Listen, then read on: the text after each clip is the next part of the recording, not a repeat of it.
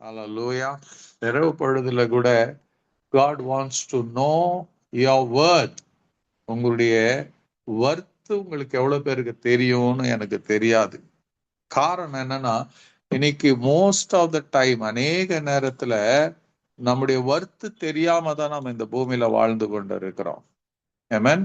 we are living not knowing our worth. இப்போ உலகத்துல பாத்தீங்கன்னா ஒரு மனுஷன், ஒரு சாதாரணமான ஒரு மனுஷன் நீங்க பாப்பீங்கன்னா ஒரு சாதாரணமா நினைக்கலாம். அவருடைய ட்ரெஸ், அவருடைய லைஃப் ஸ்டைலு, அவருடைய எல்லா காரியத்தை பார்த்து ஒரு பெரிய அவரை குறிச்ச ஒரு பெரிய அபிப்பிராயம் இருக்காது. ஆனா அவர்கிட்ட பேசும்போது அவருடைய பேங்க் பேலன்ஸ், அவருடைய ஒரு கம்பெனியை நடத்துறாருன்னு வச்சுக்கோங்க, அவருடைய பேங்க் பேலன்ஸ், அவருடைய லைஃப் ஸ்டைலு எல்லாம் தெரிய வரும்போது you will be amazed at his worth. அவருடைய சொல்லுவான் ஹிஸ் வர்த். அவருடைய வர்த்தை குறிச்சு அப்பதான் பேசுவோம். என்ன சொல்லுவோம்? Is the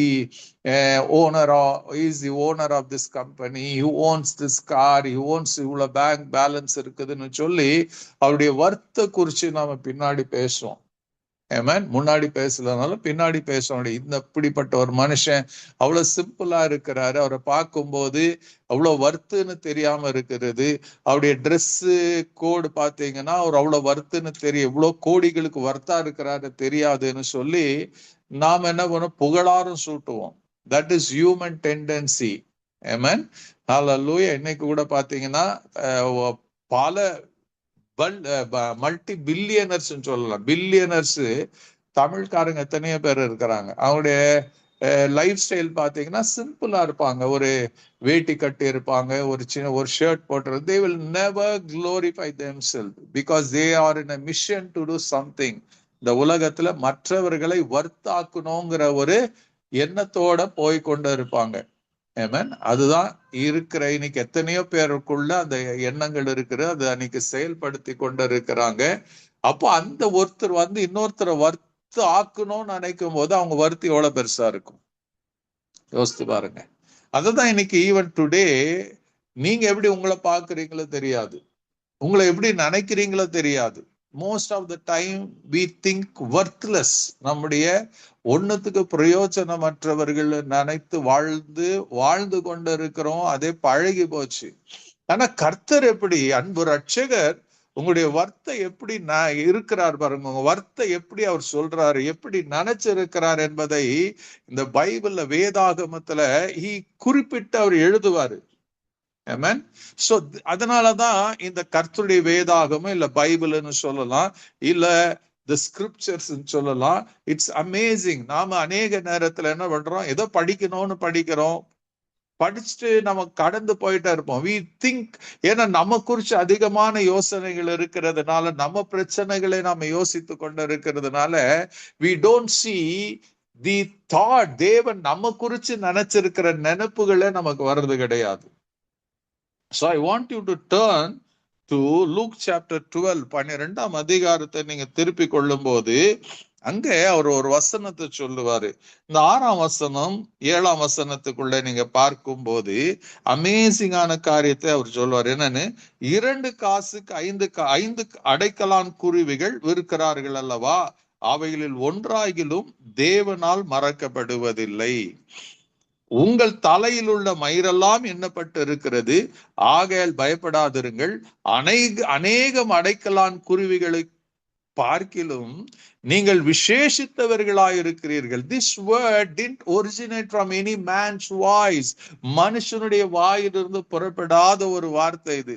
amazing. தேவாதி தேவன், the one who created the heavens and earth. Amen. Hallelujah. வானத்துல சிங்காசனம் வைத்து பூமியில பாதபடி வைத்திருக்கிறார். He owns everything. இப்படியாப்பட்ட ஒரு மகிமையின் தேவன் உங்களை என்னையும் பார்த்து சொல்றார். This is written for his people. அவரை நம்பி வந்தவங்களுக்கு அவர் சொல்றாரு. என்ன சொல்றாரு? நீங்கள் விசேஷத்தவர்களாயிருக்கிறீர்கள். என்ன சொல்றாரு? you are of more value. your worth is more. இந்த 5 அடைக்கலான் குருவிகளை காட்டிலும் நீங்க விசேஷித்தவர்கள்.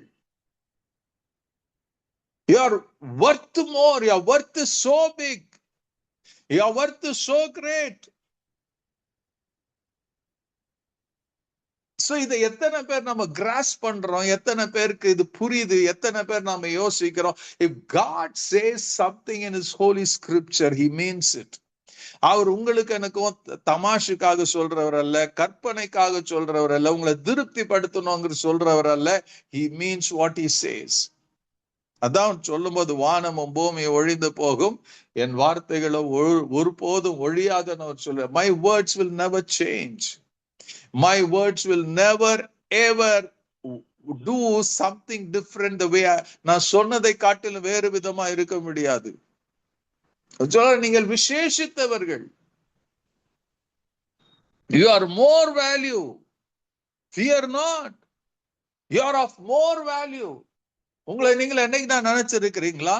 கர்த்தர் சொல்றார், it's the word proceeded out of the lips of Jesus. அவர் சொல்றார், you are more. என்னன்னு? You are of more value. You are of more value. இப்போ நம்ம வீட்டுகள், அநேக வீட்டுகள்ல ஒரு பெட்ஸ் எல்லாம் வளர்ப்போம். அந்த பெட்ஸுகளுக்கெல்லாம் ரொம்ப இம்பார்ட்டன்ஸ் கொடுப்போம். நாம அநேக நேரத்துல என்ன பண்றோம், அந்த பெட்ஸ் எல்லாம் பாத்தீங்கன்னா, அந்த பெட்ஸை வளர்க்குறவங்க அவங்க சாப்பிடுறதை காட்டிலும் அந்த பெட்ஸுக்கு நல்ல சூப்பர் ஸ்பெஷாலிட்டி சாப்பாடு கொடுப்பாங்க. அவங்களே சாப்பிட மாட்டாங்க. அவங்க சொல்லுவாங்க, இது எங்களுக்கு ஒரு எப்படி இருக்குதுங்க, நீங்க என்ன பண்ணாலும் இட் cannot become உங்க பிள்ளையா மாறாது. அந்த நாயா இருக்கட்டும், பூனையா இருக்கட்டும், it cannot become a son and daughter because God didn't create it. ஆனாலும் நமக்குள்ள ஒரு ஆதங்கம், ஒரு ஆசை இல்லையா? என் மகனை போல வளர்க்கிறோம், ஒரு மகளை போல வளர்க்கிறோம். We give so much importance to that pet. ஆண்டவர் சொல்றாரு, நீங்க இம்பார்ட்டன்ஸ் கொடுக்குறீங்களா அந்த பெட்டுக்கு, அதை காட்டிலும் உங்களை நான் விசேஷித்தவர்களாக நினைத்திருக்கிறேன், விசேஷித்தவர்களாக இந்த பூமியில வைத்திருக்கிறேன்.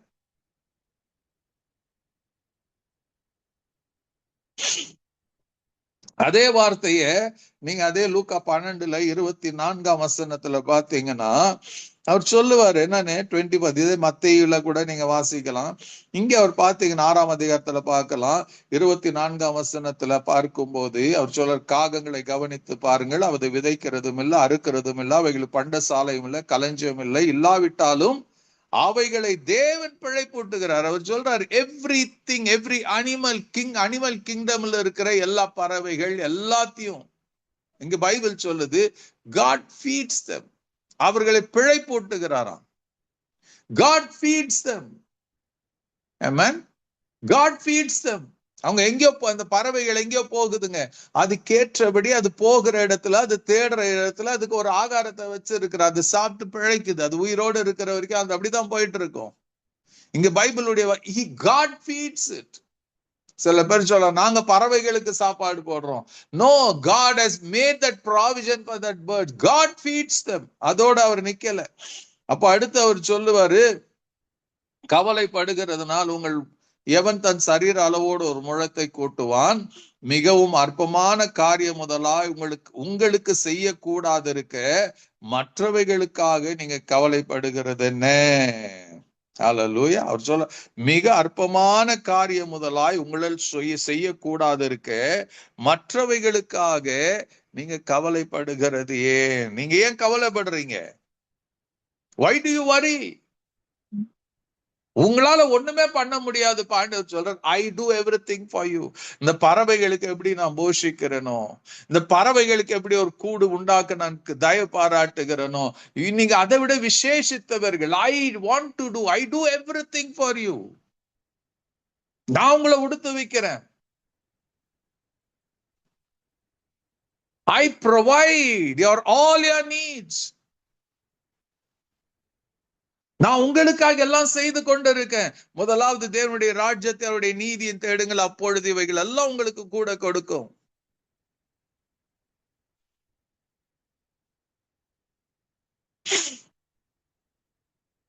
Since you cannot do this very little thing, why do you worry about the rest? எது கவலைப்பட்டு உட்கார்ந்துட்டு இருக்கிறீங்க? எதுக்கு I am worthless ன்னு சொல்லி கொண்டு இருக்கிறீங்க? When God counts you worthy,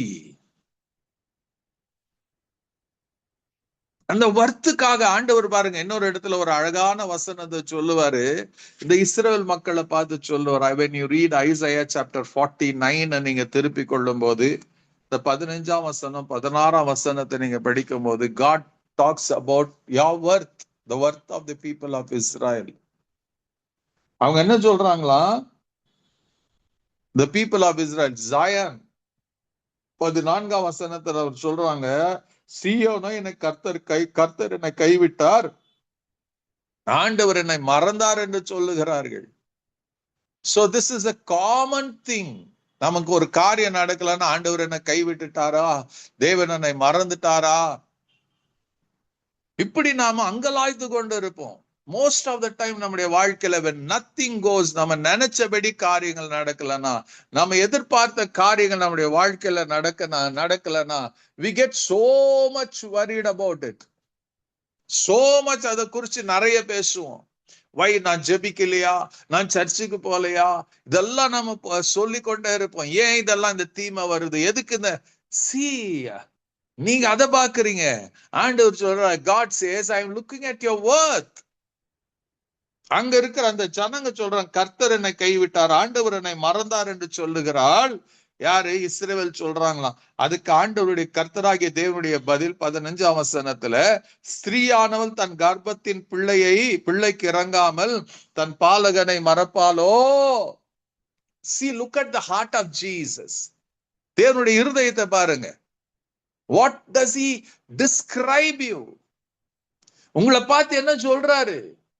இதுதான் we have to take very seriously. These beautiful, இந்த ஒவ்வொரு வேத எழுத்துக்களும், when you study with that the help of God, you will be amazed what God is saying. These words talk to you. இது உங்களோடு பேசுகிறது, உங்களுக்கு ஆறுதல் படுத்துகிறது. நல்லா தெரிஞ்சுக்கங்க, nobody is perfect, including me. நான் பர்ஃபெக்ட் கிடையாது. You are not perfect. We are living this ஒரு சபிக்கப்பட்ட பூமியில தான் இருக்கிறோம். எட் ஆண்டவர் நம்ம இன்னைக்கு என்ன பண்றோம்? வீக்னஸ்ல இருக்கிறோம், அநேக நேரத்துல தவறு. எட் God says, என்ன சொல்றாரு? ஸ்திரீயானவள் தன் கர்ப்பத்தின் பிள்ளைக்கு இறங்காமல் தன் பாலகனை மறப்பாலோ. அவர் சொல்றாரு. எங்கன்னா உலகத்துல பார்த்து இருக்கிறீங்களா? உலகத்துல எங்கேயாச்சும் இப்படி பார்த்து இருக்கிறீங்களா? அது நம்ம பார்த்து இருக்கலாம். ஸ்திரீயானவள் தன் கர்ப்பத்தின் பிள்ளைக்கு இறங்காமல் தன் பாலகனை மறந்துருவாளா? தன் கருவுல இருந்து வந்த குழந்தைய மறந்துருவாளா?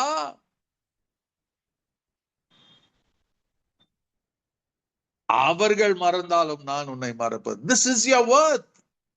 உலகத்துல உங்களை யார் மறந்தாலும் சரி, யார் மறந்தாலும் சரி, இந்த உலகமே உங்களை மறந்தாலும் சரி, உங்க உற்றார் உறவினர்கள் சொந்தங்கள் பந்தங்கள் எல்லாம் உங்களை மறந்தாலும் சரி, உங்க அப்பா அம்மா உங்களை மறந்தாலும் சரி, சிப்லிங்ஸ் உங்களை மறந்தாலும் சரி, எவ்ரிபடி நீங்க யாருன்னே தெரியாம முகத்தை திருப்பின்னு போனாலும் ஆண்டவர் சொல்றாரு அவங்க போகலாம், ஆனா நான் போக மாட்டேன். உங்களை பார்த்து அவர் வந்து தேவன் இப்படி சொல்லுவாருன்னா கொஞ்சம் யோசிச்சு பாருங்க. அவர்கள் மறந்தாலும் நான் உன்னை மறப்பதில்லை. அவங்க மறக்க நேரிடும். when you have everything, people will come. சொந்தம் கொண்டாடுவாங்க. உங்ககிட்ட ஒண்ணு இல்லைன்னா பார்த்தாலும் பார்க்காதமாக போகக்கூடிய சூழ்நிலைகள் ஏற்படும். ஆண்டவர் சொல்ல, it will happen, but me not like that. நான் அப்படி இல்லை. அவர்கள் மறந்தாலும் நான் உன்னை மறப்பதில்லை. அங்க அதோட நிக்கல. அவர் என்ன சொல்றாரு? இதோ என் உள்ளங்கையில் உன்னை வரைந்திருக்கிறேன், உன் மதில்கள் எப்பொழுது எனக்கு முன்பாக இருக்கிறார். ஆண்டவர் என்ன சொல்றார்? I have engraved you in my palms. நான் உங்களை உள்ளங்கையில் என்ன பண்றேன்? பெயிண்ட் எடுத்து வரையில. சில பேர் சொல்லுவாங்க, ஒரு டாட்டூ போட்டு வச்சிருக்கிறேன்னு சொல்லுவாங்க. இல்ல, அது டாட்டூ கூட அழிஞ்சிடும். ஆண்டவர் சொல்றாரு, என்கிரேவ் பண்ணி வச்சிருக்கிறேன், உங்களை ஆழமா என்ன செதுக்கி வச்சிருக்கிறேன். Hallelujah. I've engraved. எங்க வரைஞ்சு வச்சிருக்கிறார, எங்க செதுக்கி வச்சிருக்கிறார, எங்க என்கிரேவ் பண்ணி வச்சிருக்கிறார? என் கரத்துல. அவர் சொல்றாரு, என் உள்ளங்கையில். You are in my palms. I've engraved you in my palms. அதோடைய அர்த்தம் என்ன தெரியுமா? நான் இங்கதானே உன்னை பார்த்துட்டே இருக்கிறேன், நான் உன்னை எப்படி மறந்துட முடியும்? 24/7 என் கண்ணுக்கு முன்னாடி நான் உன்னை பார்த்துட்டே இருக்கிறேன். நீ யாருன்னு பார்த்துட்டு இருக்கிறேன். உன்னை உண்டாக்கினவர் நான் பார்த்துட்டு இருக்கிறேன். உன்னை தெரிந்து கொண்ட தேவனை நான் பார்த்துட்டு இருக்கிறேன். உன்னை தாயின் கருவில உருவாகும் போது நான் தான் உருவாக்குன நான் பார்த்துட்டு இருக்கிறேன். உன்னை பிரித்து எடுத்தவன் நான் தானே. நான் அதை பார்த்துட்டே இருக்கிறேன். இன்னைக்கு உங்க பேரை சொல்லி ஆண்டவர் சொன்ன, நான் உன்னை பார்த்துட்டே இருக்கிறேன். whoever may be the zoomல God says, நான் உன்னை பார்த்துட்டே இருக்கிறேன். You're always in my eyesight. I'm watching over you. உன் போக்கையும் வரத்தையும் நான் பார்த்து கொண்டிருக்கிறேன். உனக்கு ஒரு தீங்கும் வராதபடி உன்னை நான் பார்த்து கொண்டிருக்கிறேன். I'm watching over you. I'm protecting you. I'm safeguarding you. இந்த பூமியில இருக்கிற உறவுகள் உங்களை எல்லாம் மறந்து போறலாம், ஒதுக்கி போயிடலாம். ஆண்டவர் சொல்றாரு, but you are special to me. எனக்கு நீங்க விசேஷித்தவர்கள். You are special to me. You are very precious to me. I've engraved you on the palms of my hands.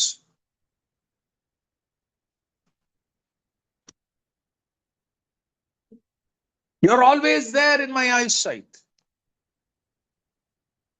Nothing can separate me, separate you from my eyesight.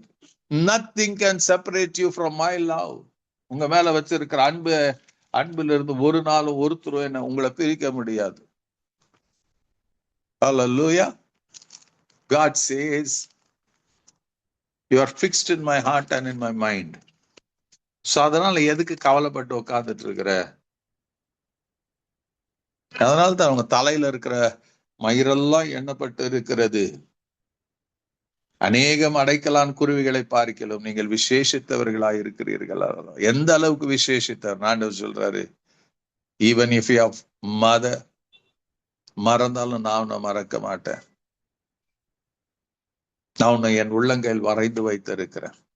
வை வரி, relax, ரிலாக்ஸ்டா இரு. நான் உனக்கு கேடகமா இருக்கிறேன், உனக்கு துணையா இருக்கிறேன். You are my precious gemstone ஆண்டவர் உங்களை பார்த்து சொல்லுவார். சோ இந்த வார்த்தைகளை கொண்டு தேவன் ஐ பிலீவ் தொடர்ந்து உங்களை பலப்படுத்தட்டும், உங்களை நடத்தட்டும், உங்களுக்கு துணையா இருக்கட்டும். மே you see the goodness of God. நன்மையும் கிருபையும் உங்க வாழ்நாளெல்லாம் தொடரட்டும் என்று நான் வாழ்த்துகிறேன், உங்களை ஆசீர்வதிக்கிறேன். May the goodness of God continue in your life தொடர்ந்து இருப்பதாக.